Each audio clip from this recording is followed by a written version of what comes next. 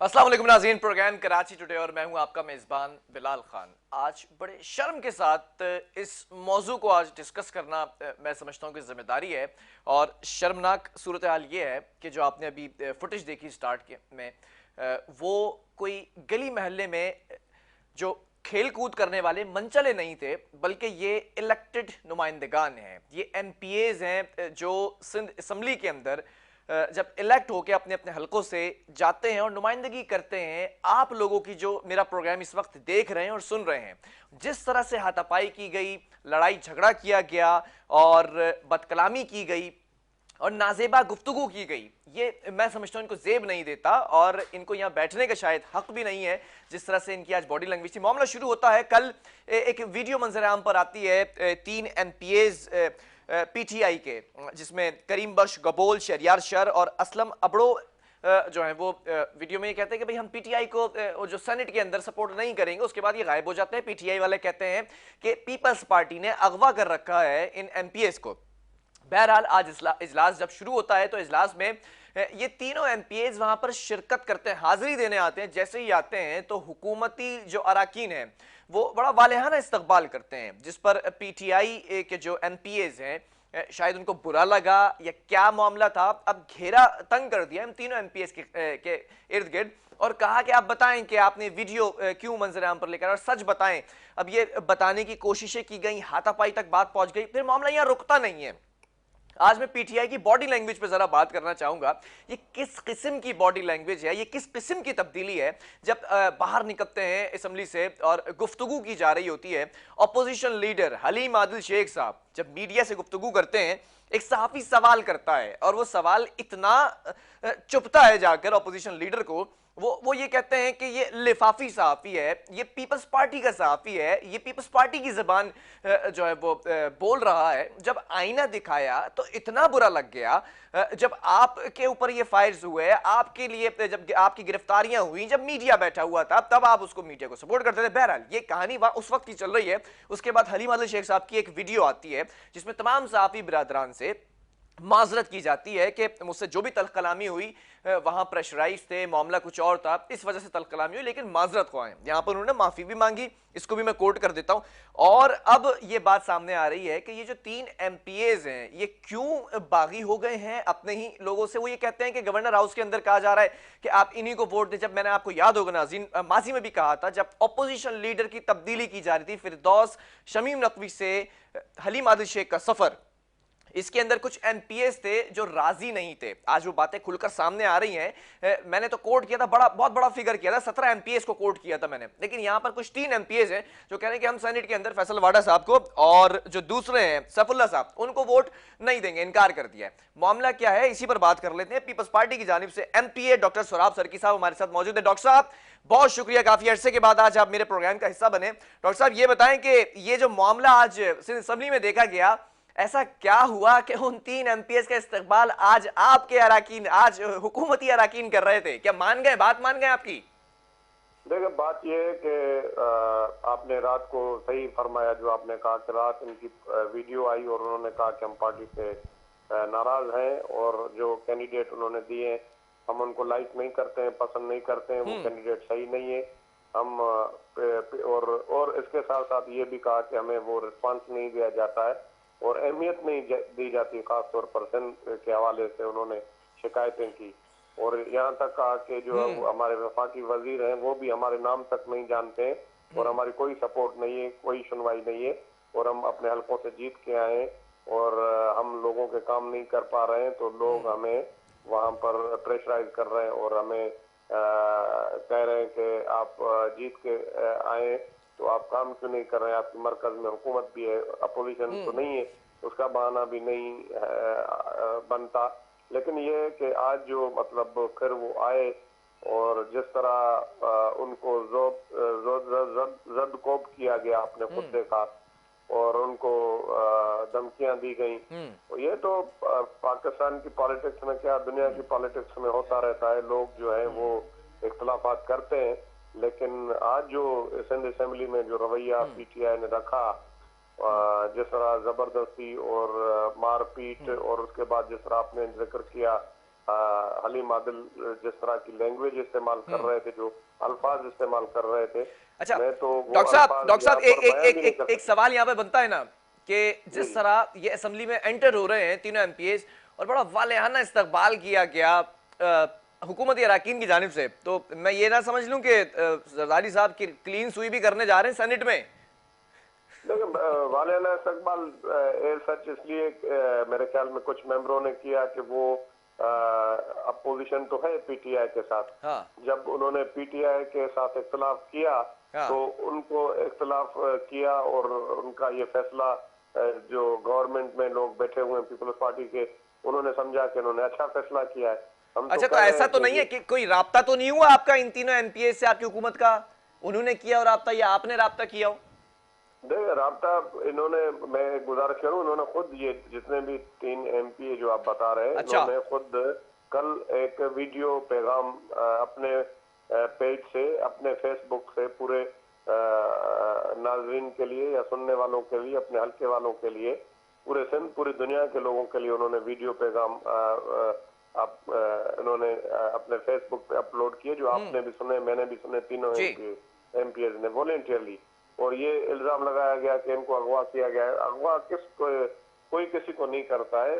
वहां पर खुद उनका अपना ये मतलब सोच थी और शायद पार्टी से वो नाराज थे, नाला थे टिकट के मामले पे या और इश्यूज पे, या जो उनकी पॉलिसी है फेडरल गवर्नमेंट की, उसके वो उसके समझ रहे हैं कि अगली इलेक्शन शायद हम पीटीआई के प्लेटफॉर्म से शायद कॉन्टेस्ट नहीं कर सके। तो उन्होंने एक फैसला किया और ये जो सेनेट में जिस तरह पीटीआई ने टिकट दी उसमें भी इन्होंने इख्तिलाफ किया।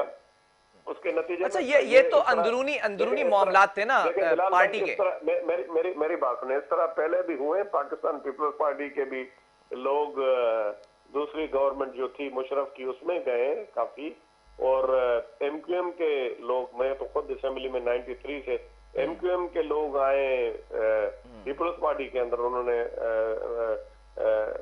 पीपल्स पार्टी से मिले और वजीर बने, हमने खुद देखा।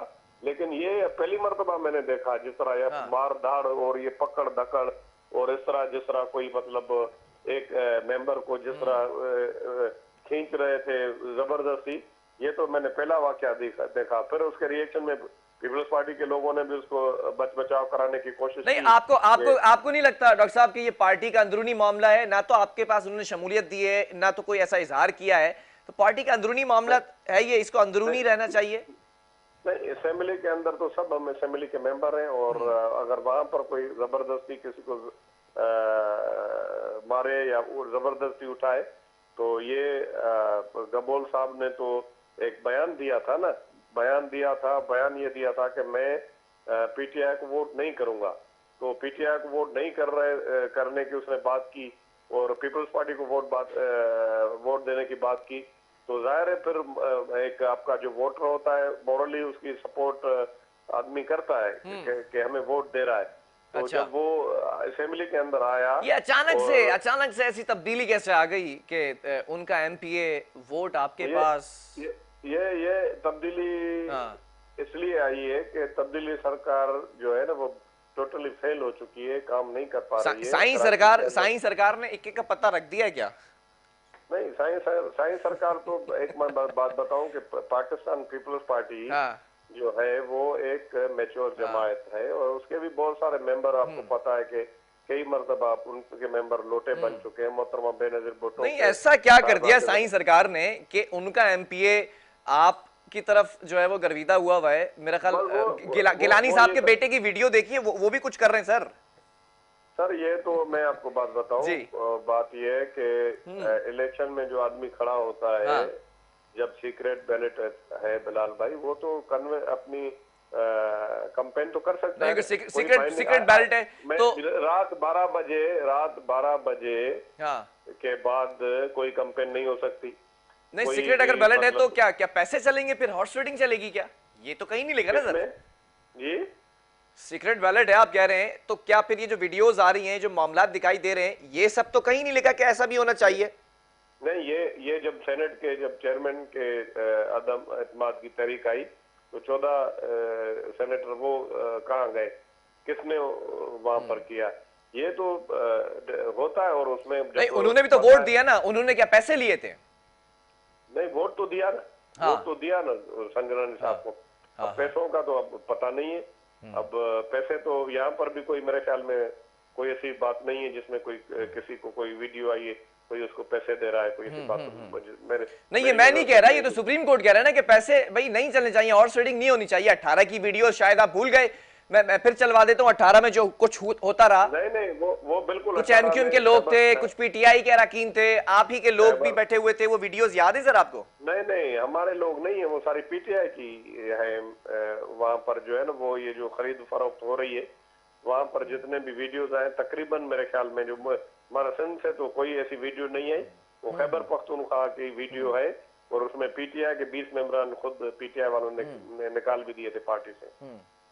नहीं तो आप ये जो दावा कर रहे हैं 10 सीटों का, ये क्या कैसे निकालेंगे? 5 और पीटीआई के 3 हो जाए, देखे कितनी दे, कितनी सीटें देखे निकालेंगे? बात यह है कि सीक्रेट बैलेट है, उसमें ये है कि जो है लोग जो है वो सीक्रेट जाकर वोट देंगे।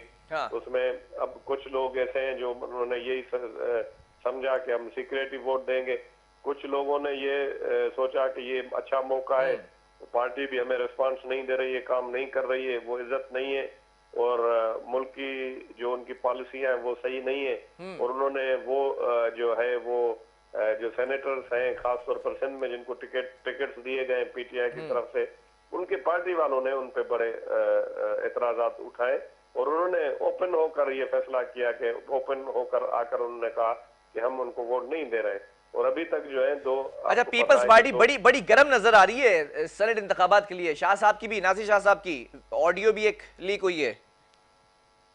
जाहिर इलेक्शन तो है, इलेक्शन में तो हर आदमी कोशिश करता है कि जो हमारे कैंडिडेट खड़े हुए हैं खुदा करे वो जीते, वो तो एक राइट है। और मैंने आपको बता दिया कि कल रात 12 बजे तक इलेक्शन कैंपेन चलाने का सबको हक था, हर कोई चला सकता था।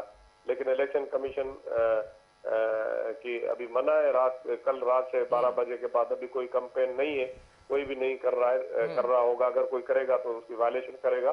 बाकी ये है कि सीक्रेट बैलेट है और सुप्रीम कोर्ट ने भी कह दिया है, तो जाहिर है जो कैंडिडेट खड़े हैं और उनके सपोर्टर कोशिश करेंगे कि कन्विंस करें जो भी मेंबरान है। यूसुफ रजा गिलानी ने एक डेमोक्रेटिक वे इख्तियार किया है, खत लिखा है उन्होंने, और तो और इमरान खान साहब को भी खत लिखा है कि मैं डिजर्व करता हूँ, मेहरबानी करके आप मुझे वोट दें। तो ये तो एक जमहूरी तरीका है, कोई बुरी बात नहीं है। बाकी सिंध असेंबली के अंदर बिलाल भाई जो आज हुआ है वो नहीं होना चाहिए था, उसका मुझे बहुत बड़ा अफसोस है।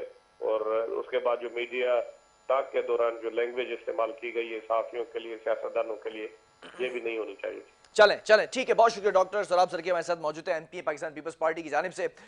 नाज़रीन, ये तमाम चीज़ें, पीपल्स पार्टी का मौक़िफ़ तो आपने जान लिया कि कोई अगवा नहीं किया गया, कुछ उनको थ्रेट नहीं दिया गया, कोई मुलाकातें ऐसी नहीं हुई हैं कि हमने ऑफ़र की हो कोई, या उनकी तरफ से खुद ये कहा गया कि उनकी तरफ से कहा गया है, थोड़ा सा झुकाव देखा गया है। बहरहाल पीटीआई का मौक़िफ़ भी लेंगे और 2-3 बातों के ऊपर मौक़िफ़ लेंगे कि एक तो ये मीडिया के साथ जिस तरह से रवैया, दूसरा फिर अपने ही अरकान के साथ रवैया, फिर तीसरी बात ये अगवा करने का जो कह रहे हैं, इल्ज़ाम लगा रहे हैं, इसका क्या प्रूफ है। वक्फा लेंगे, इसके बाद इन तमाम बातों पे बात करेंगे।